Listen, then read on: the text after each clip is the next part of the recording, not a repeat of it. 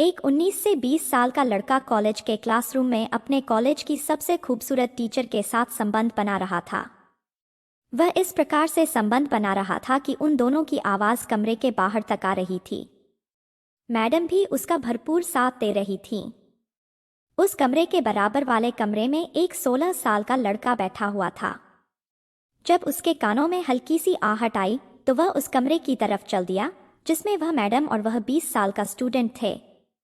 जैसे ही उस लड़के ने खिड़की से झांक कर देखा, उसकी आंखें फटी की फटी रह गईं। अंदर अंजलि मैडम, जो कि कॉलेज की सबसे सुंदर मैडम थी, वह अपने ही 20 साल के स्टूडेंट, जिसका नाम राजीव था, उसके साथ आपत्तिजनक संबंध बना रही थी।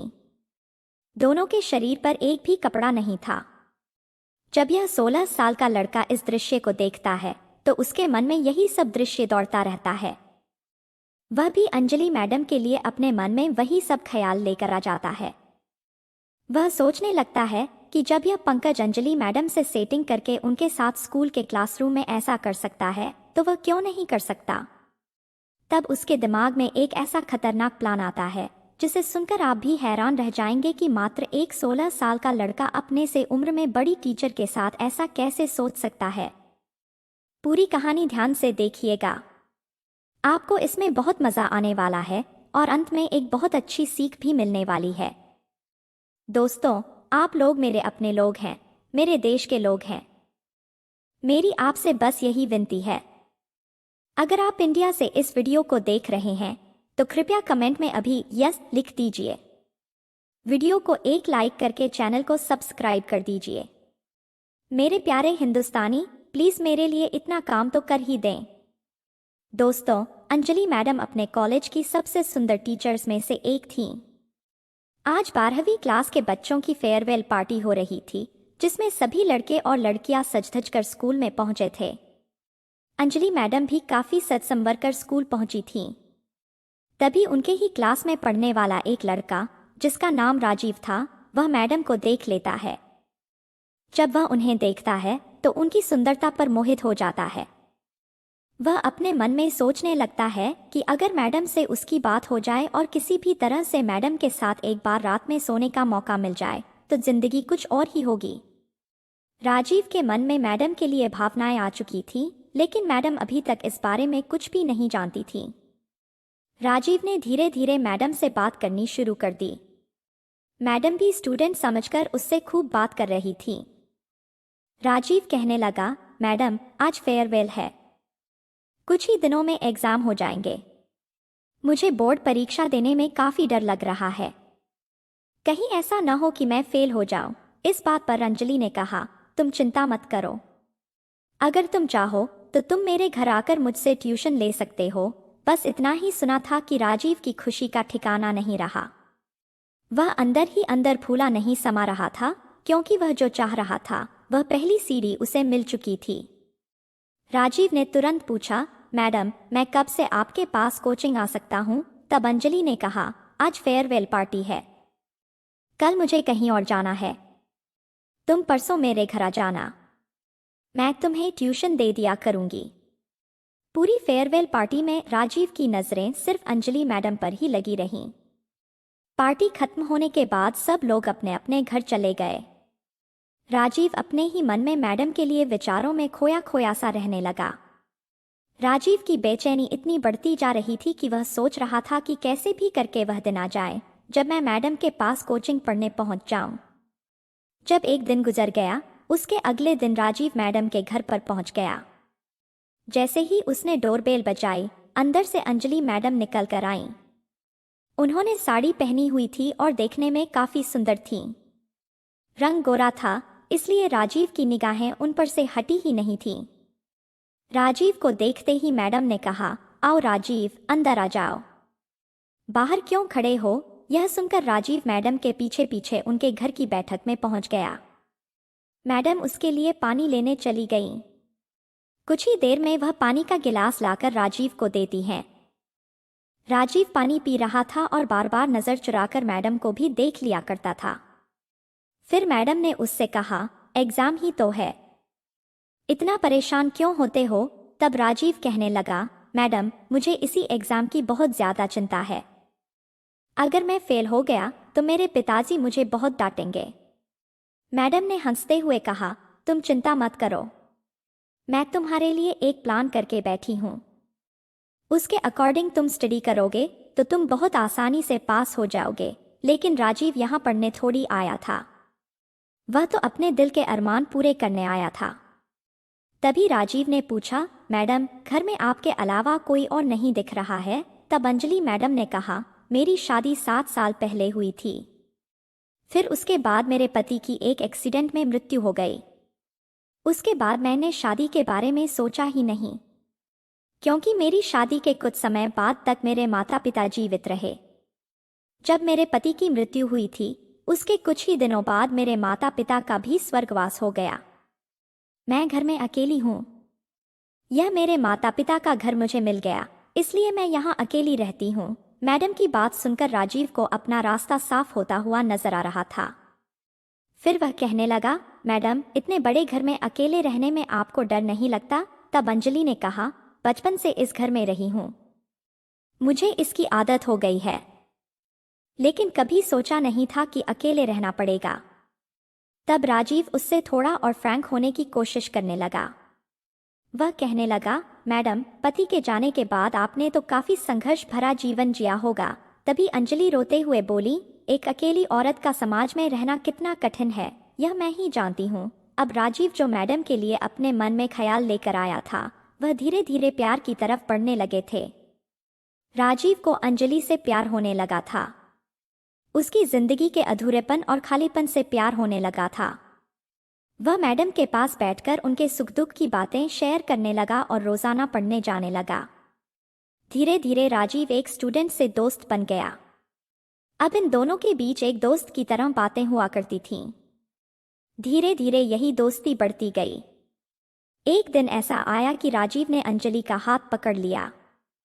यह देखकर अंजलि थोड़ा चौंकी, लेकिन उन्होंने कुछ कहा नहीं। जब अंजलि कुछ नहीं बोली तो राजीव का हौसला और बढ़ गया। फिर वह धीरे धीरे अंजलि के करीब आता गया। तभी अंजलि ने उसे रोक दिया, लेकिन राजीव ने उनकी बात का बुरा नहीं माना और चुपचाप वहां से चला गया। उस रात अंजलि भी काफी बेचैन थी।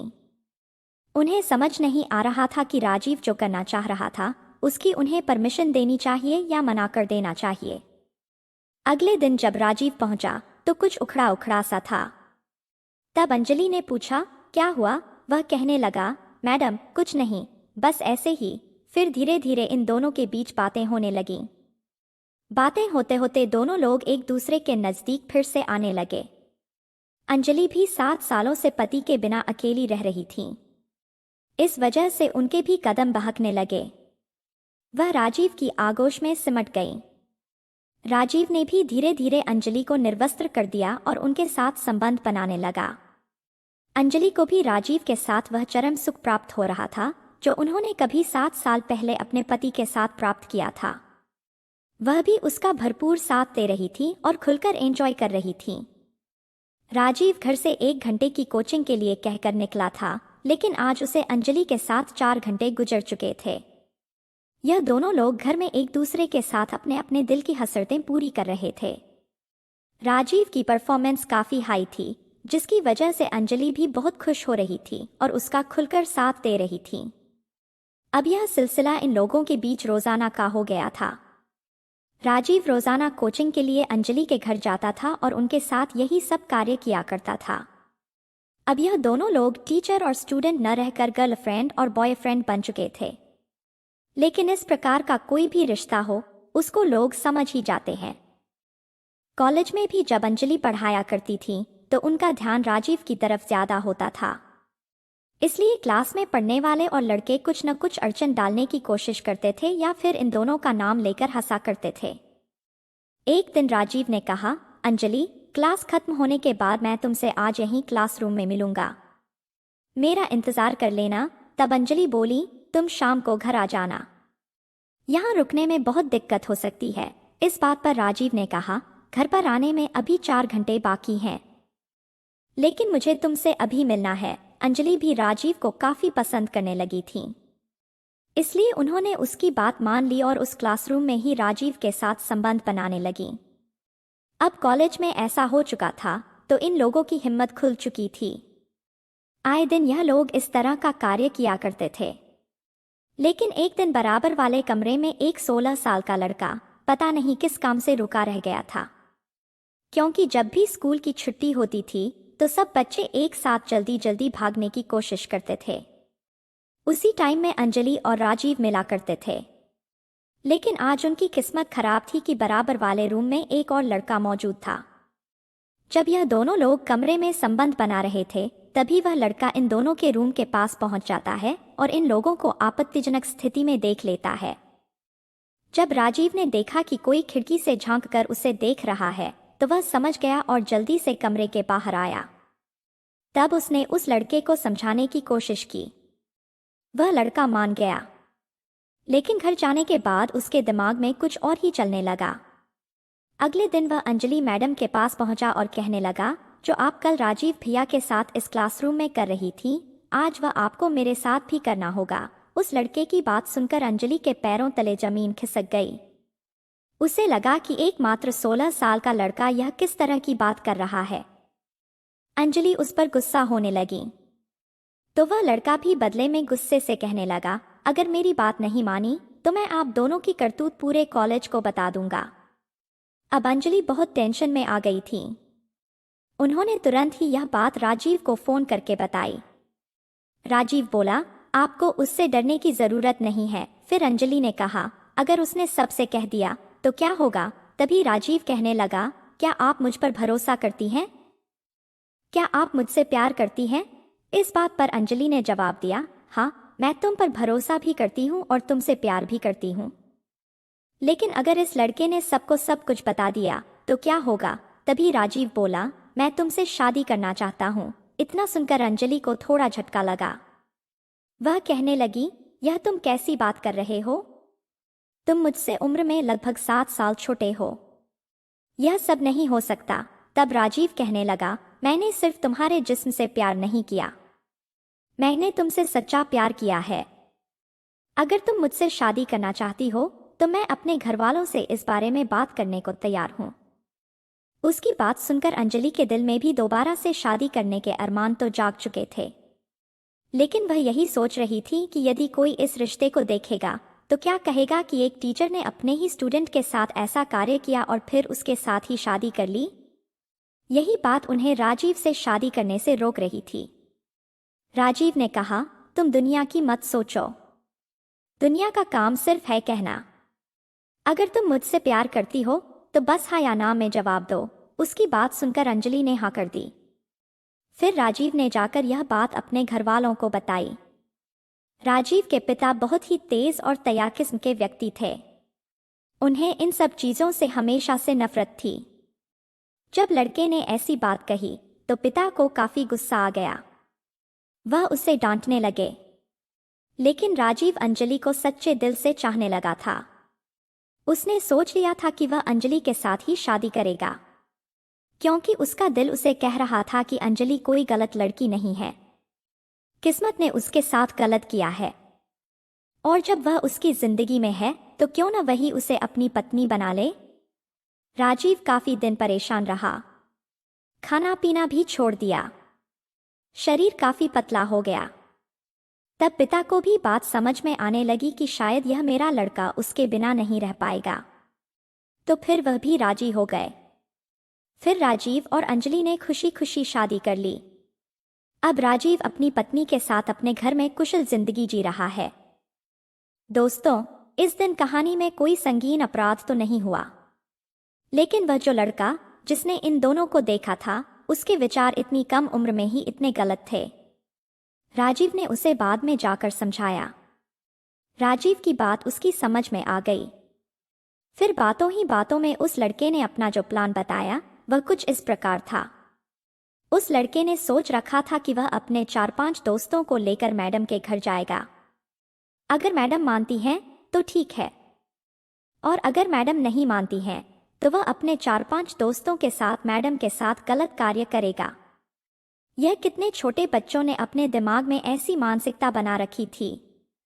लेकिन राजीव ने कुछ भी न कहते हुए बहुत प्यार से उसको समझा बुझाकर और अच्छी तरह से बात करके उसे बताया कि मैं उससे प्रेम करता हूँ और वह मेरी पत्नी है। इस तरह से जब उसे समझाया गया तो उसकी भी समझ में आ गया। आज जैसा कि हमने बताया, राजीव अपनी जिंदगी अच्छे से जी रहा है। उसे किसी भी तरह की कोई दिक्कत नहीं है, क्योंकि घर में रुपए पैसों की दिक्कत ही नहीं है। मैडम को भी उनकी जिंदगी जीने के लिए एक सहारा मिल गया। राजीव भी अंजलि को अपनी पत्नी के रूप में पाकर काफी खुश रहा। दोस्तों, कहानी आपको कैसी लगी? कमेंट करके जरूर बताइएगा। दोस्तों, इस कहानी को सुनने का उद्देश्य किसी के दिल को ठेस पहुंचाना नहीं है, किसी की भावनाओं को ठेस पहुंचाना नहीं है, किसी भी प्रकार की अनैतिकता या अश्लीलता को बढ़ावा देना नहीं है। इस कहानी का उद्देश्य समाज में हो रहे इस प्रकार के मुद्दों के प्रति जागरूकता लाना है। इस कहानी के माध्यम से हम यह शैक्षिक संदेश देना चाहते हैं कि समाज में इस प्रकार के भी मुद्दे काफी जगह हो रहे हैं। उसके लिए लोग अपनी सोच विकसित कर सकें। बस यही इस परिस्थिति के माध्यम से आम जन को बताना था। मिलते हैं इसी तरह की किसी और नई कहानी में। तब तक के लिए धन्यवाद।